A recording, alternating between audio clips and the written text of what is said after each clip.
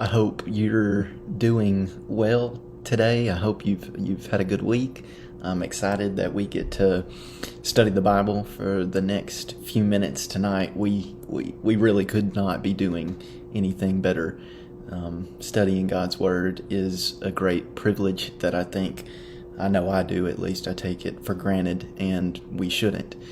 But nevertheless, I'm thankful that we have the opportunity to study tonight. I'm thankful that a lot of people seem to be happier around this time of year since Christmas is coming, and I do know that for some people this isn't a happy time of year, so wherever you fall in there, we want you to know that we're praying for you,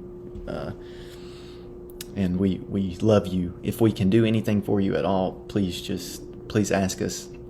We're in the book of Job still.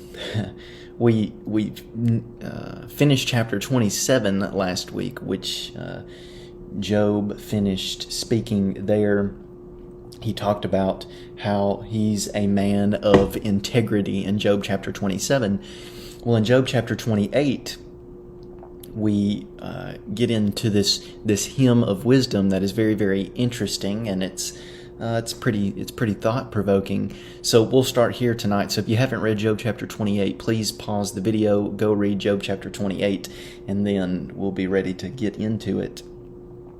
Job chapter 28, verse 1. Surely there is a mine for silver and a place for gold that they refine. Iron is taken out of the earth, and copper is smelted from the ore. Now, before we talk about this, we need to talk about why we're talking about wisdom. Well, we're talking about wisdom because Job has already told the friends that they lack wisdom. And essentially, when he told them that they lacked wisdom, he told them, shut up, go stand over there, listen to me, and maybe you'll learn some wisdom. That'll be your wisdom, you shutting your mouth. Well, the friends have said, Job, you don't have wisdom because you don't understand God. We have the tradition of the fathers, and because we have the tradition of the fathers, we can instruct you about God in the right way. And you, Job, need to shut your mouth, and you need to listen to us. So both sides have said, shut your mouth, listen to me, and I'll give you wisdom. Well, now we're about to learn what wisdom really is all about. Well, Job chapter 28, verses 1 and 2 starts off by acknowledging that man can do some pretty great things. Man can take ore, and from ore, man can extract these precious metals and precious minerals from the earth. It's not an easy task. It really shows that man is quite clever, and man is pretty good at the things that he does. But verse 3, man puts an end to darkness and searches out to the farthest limit, the ore in gloom and deep darkness. Now, that's something we know about finding precious metals or minerals, stones. You don't just stumble upon them. You actually have to go down into the earth. Now, if you go down into the earth, we know that the earth is dark, so it's somewhere that you wouldn't want to be, but man found a way. Oh, I'll just use a light, and I can light my path, and then I'll be able to do it. So man is willing to go through some,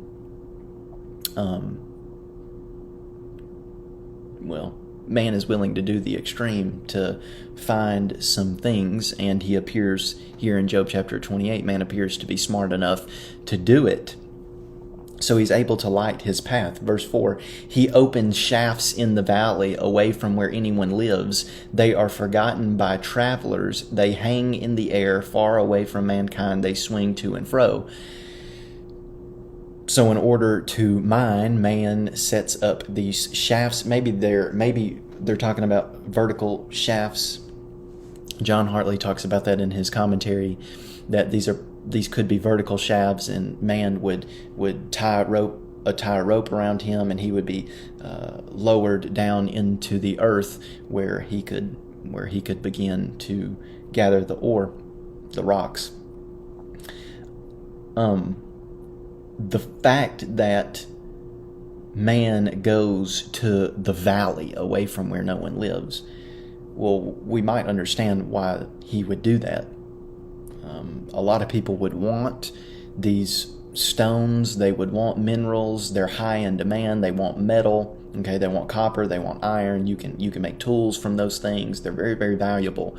So you want to go to a place where no one has mined before, so you have a better shot of finding something that is truly valuable, and you have a shot of finding a pretty good bit of it. So that's why man goes away. So he's really thinking about man really thinks about what he's doing here. Again, he's pictured, humanity is pictured as smart here. Well, as for the earth, out of it comes bread, but underneath it is turned up as by fire. Well, again, like we were talking about, if these shafts, like John Hartley talks about, refer to vertical shafts, and a person would be lowered down into the earth with a rope tied around them, well, the rock is hard, so how does he gather up the rocks to bring them back up so they can go extract the minerals from the rock? Well, John Hartley says this reference of fire might be that they were able to lower a platform down and build a fire and heat up the rock and then throw cold water on the rock, which would cause the rock to crack, and then that's how they could gather it and bring it back up. Now, who knows? But it may be a possibility. If it is, hey, again, man is pretty smart. But is he really all that smart? Because what are we looking for in chapter 28? Well, we're really, we'll see. Hold that thought. Its stones are the place of sapphires, and it has dust of gold. Again, precious things. That path no bird of prey knows, and the falcon's eye has not seen it. The proud beast have not trodden it. The lion has not passed over it. So these paths that man create that go into the earth so they can find these valuable stones, the smartest animals in the animal kingdom are not able to find these paths. They don't know where these valuable things are located. Even the falcon that flies, and he has a great advantage because he can see things from the air on the earth. He doesn't know where those paths are. The lion is proud because the lion controls a lot of territory, and he's not scared that anything is going to hurt him. He can basically walk around and do what he wants. Well, the lion, in walking around on this vast territory that he has, still doesn't know where these paths are. Man is the only one that knows where these paths are that they create. So man is seen as superior to the animals of the animal kingdom here. Well, man puts his hand to the flint rock and overturns mountains by the roots. So he has to dig into the mountain to be able to create these paths so he can go in and find the gems. He cuts out channels in the rocks, and his eye sees every precious thing. You can see the person that's a miner, that when they finally get their channels and their shafts set up, that they're just giddy to get in there and find something that's so valuable. You can see like the excitement. He dams up the stream so that they do not trickle, and the thing that is hidden he brings out to light. Well, look how great man is. Man sets his mind to do this great thing. He works hard, and he's rewarded for his work. Well, verse 12, but where shall wisdom be found, and where is the place of understanding? That's what Job chapter 28 is about. Job chapter 28 is about where can humanity find wisdom? Because man can cut into the earth, and he can go into the deepest, darkest parts of the earth and find very valuable things. But while he's down there, he doesn't seem to be able to find wisdom, and wisdom is valuable. So where can we find wisdom? Man does not know its worth, verse 13, and it is not found in the land of the living. That's a problem. Gold, silver, copper, iron, these things can be found on the earth.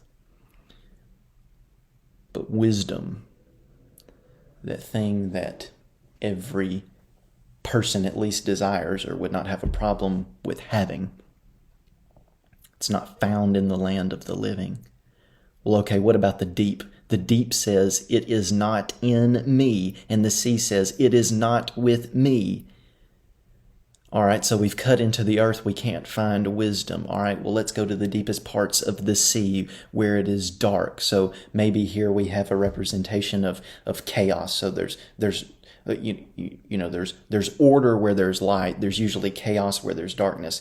Well, let's go from order to chaos. Can we find any wisdom? No, we still can't find any wisdom. Okay, that's still a problem. It cannot be bought for gold, and silver cannot be weighed as its price. Well, hold on just a second. If we can't, cut into the earth to find wisdom, well, maybe we could purchase wisdom. Maybe wealthy people could offer silver and gold. No. It's not.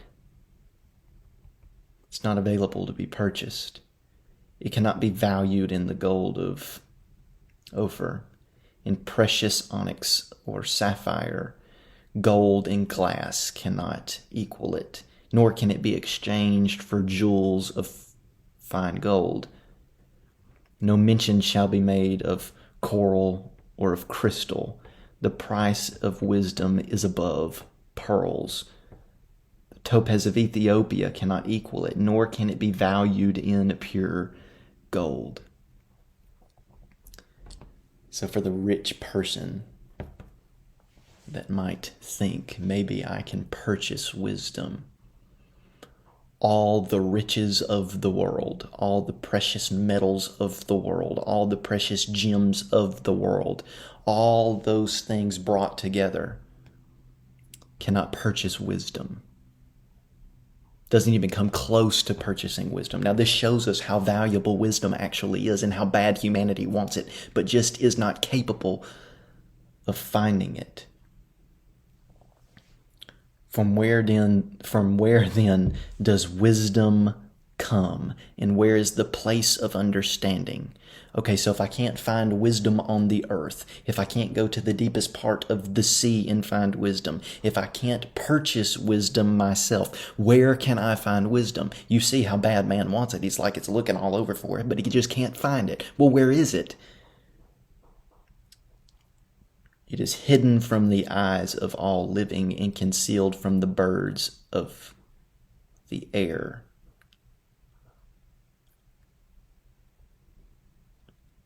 Man shouldn't feel bad that he can't find wisdom, because the bird that's looking down on the earth as it flies, it doesn't know where it's at either. But we get to verse 23. God understands the way to it, and he knows its place.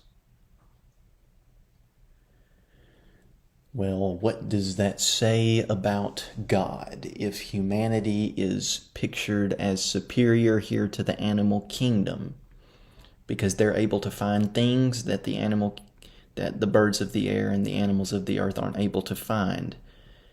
Well, there it is. He's superior. But if God can find things that smart, put it in quotes, humanity thinks, we as human beings think we're smarter than we actually are sometimes. But if humans can't find something that God can, what does that say about God?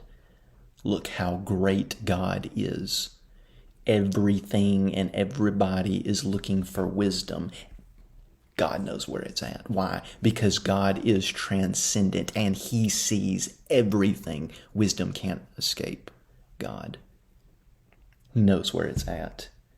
For he looks to the ends of the earth and sees everything under the heavens.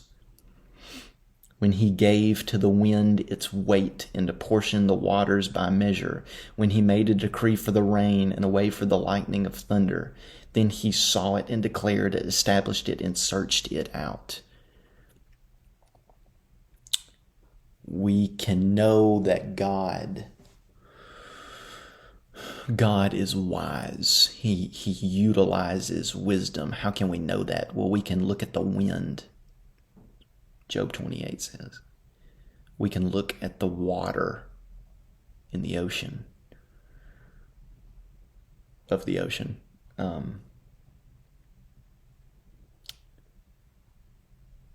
We can look at the rain. We can look at the thunder, the lightning. They reflect that God is wise.